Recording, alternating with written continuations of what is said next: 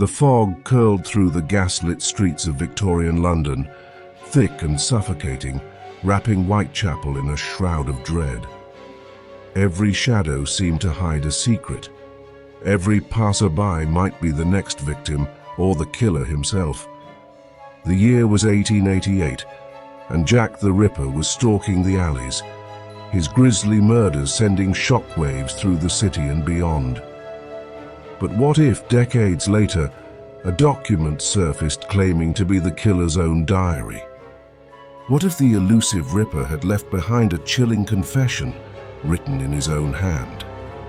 Welcome to the tangled mystery of the Diary of Jack the Ripper, an artifact that has polarized historians, detectives, and true crime enthusiasts for over a century. Is it a genuine window into the mind of one of history's most infamous murderers? Or is it an elaborate forgery, a tantalizing hoax designed to exploit our morbid curiosity? Could it be something in between? A myth that's grown too compelling to ignore? To understand the significance of this diary, we must first revisit the blood-stained streets where the terror began. The Ripper's victims were not just numbers, they were real women, caught in the dark underbelly of London's East End. Poverty, desperation, and squalor fueling a violent narrative. Their stories have been told and retold, but no confession ever emerged from the killer's lips, until this diary appeared. Discovered in the early 1990s, the diary surfaced in the hands of a private collector who claimed it had belonged to James Maybrick, a wealthy Liverpool cotton merchant. Maybrick's name itself is a twist, rumored in some circles to have been the Ripper, a theory as controversial as the diary itself. Written in a spidery Victorian script, the pages detail gruesome murders, taunts to the police, and dark, self-revealing passages that hint at madness and violence. Tonight, I have bathed in the blood of my latest quarry, the city's filth cleansed by my hand. The lawmen prance and preen, but they will never catch me.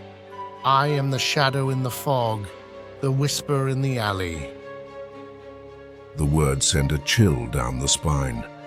The diary doesn't just recount the murders, it boasts of them with a cold, perverse pride. It offers insight into a mind fractured by rage and obsession.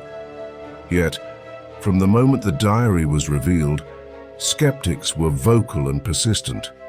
Handwriting experts disputed its authenticity, pointing out anomalies inconsistent with 19th century writing styles. Chemical analysis of the ink and paper suggested materials that weren't available during the time the diary supposedly was written.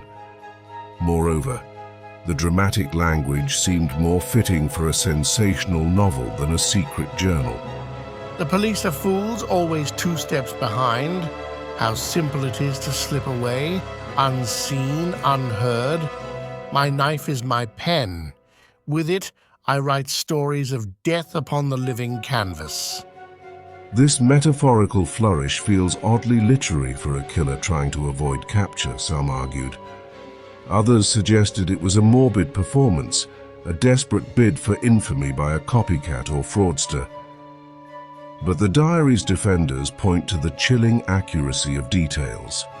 Facts about the murders that only the killer or someone close to the crime scenes would know.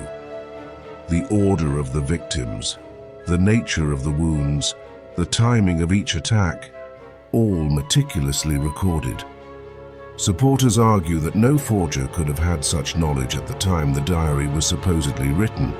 This tug-of-war between belief and doubt has kept the diary at the center of the Ripper debate for decades.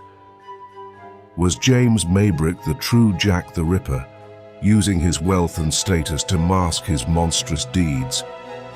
Or was the diary a clever fabrication, a dark relic conjured from imagination and greed? They call me mad, yet only I see the truth of this world. Beneath the veneer of civilization lies a beast, and I am its mouthpiece. Do you fear me? You should, for I am everywhere, in every shadow.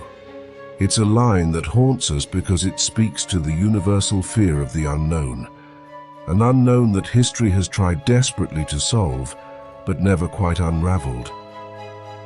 The diary has inspired books, documentaries, and endless debates, but no definitive verdict. Some modern forensic linguists have reanalyzed the text with digital tools, while chemical testing has been revisited with newer technologies. Still, the diary remains a puzzle locked in time. Perhaps the most unsettling aspect is the way the diary forces us to confront the nature of truth itself. How do we separate fact from fiction when the evidence is cloaked in layers of mystery? When the story is as gripping as the real events? The Diary of Jack the Ripper blurs those lines, tempting us with the possibility that we might finally understand the mind behind the horror, or reminding us that some secrets are meant to stay buried. As we close the final pages, one thing is clear. The diary is more than just a book. It is a mirror reflecting our darkest fears and our relentless desire to make sense of evil. Whether myth, forgery, or truth, it has secured its place in the annals of history, forever entwined with the legend of Jack the Ripper. So what do you think? Could the diary be the key to unlocking one of history's greatest mysteries, or is it simply another shadow in the fog, waiting to vanish with the dawn? Let us know in the comments below. Thank you for watching. Don't forget to like and subscribe to the channel, where we will bring you a new story each week.